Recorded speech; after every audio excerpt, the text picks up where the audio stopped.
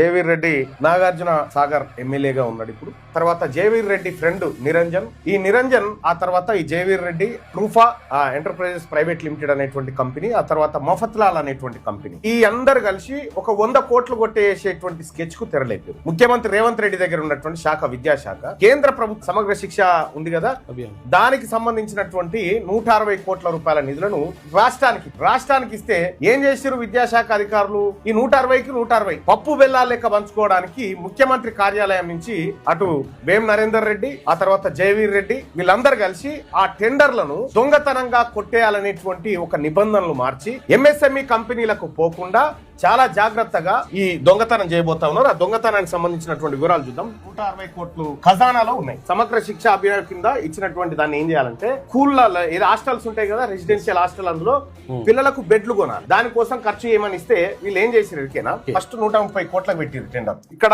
జేవీర్ రెడ్డి పాత్ర ఏంది, జానారెడ్డి పాత్ర ఏంది, వేం నరేందర్ రెడ్డి పాత్ర ఏంది అనేది మాట్లాడు. టెండర్ నిబంధనలు ఎవరికి, స్మాల్ స్కేల్ ఇండస్ట్రీస్ కి ఏ వీటికి దక్కకుండా ట్రూఫా ఎంటర్ప్రైజెస్, మఫత్లాలకు, వీళ్ళిద్దరికి టెండర్లు ఖరారు చేసి, ఎవరు ఖరారు చేసిరు? ఈవి నరసింహారెడ్డి గారు అని ఐఏఎస్ ఆఫీసర్, ఆయన వీళ్ళకు ఖరారు చేసి ఏం చేసిరయ్యా ఈ 130 కోట్లను వీళ్ళనంటే, వీళ్ళు బెడ్లు కొనుక్కొస్తామని చెప్పారు అన్నట్టు. ఈ బెడ్లు సప్లై చేస్తాము అని చెప్పారు. ఎంత దీని కాస్ట్ ఎంత పెట్టిరు? ఇగో ఒక్కొక్క బెడ్ కాస్ట్ 35,830 రూపాయలు.